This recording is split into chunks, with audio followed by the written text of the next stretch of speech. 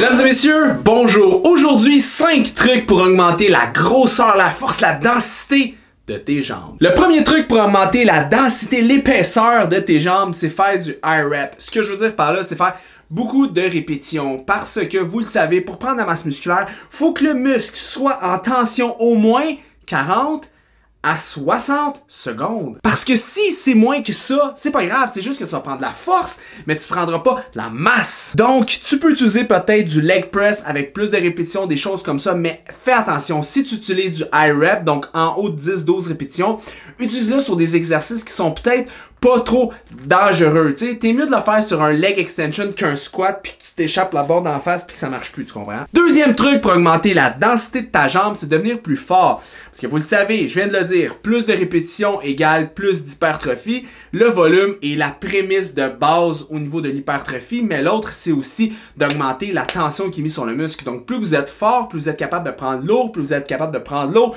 plus vous êtes capable de faire beaucoup de répétitions avec plus lourd, tu comprends? Donc, ce qui va arriver, c'est que tu vas être plus gros, tu vas être plus fort, tes cuisses vont être plus dures et tu vas être capable de lever pesant.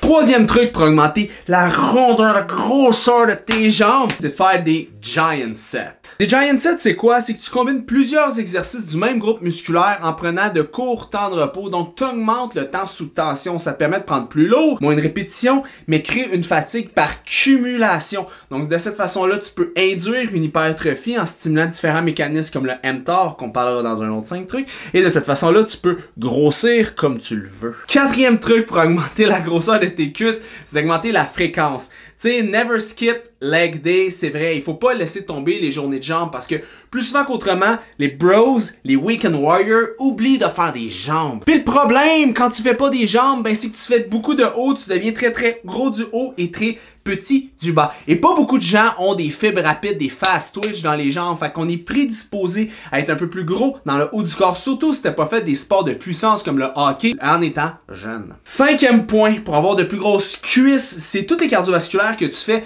fais-les avec beaucoup de puissance. Je m'explique. Si tu as le choix d'aller sprinter sur une colline ou sur un tapis incliné à 15% ou faire un petit peu de treadmill comme ça ou même de l'elliptique pendant 15 minutes à faible intensité, choisis la haute intensité.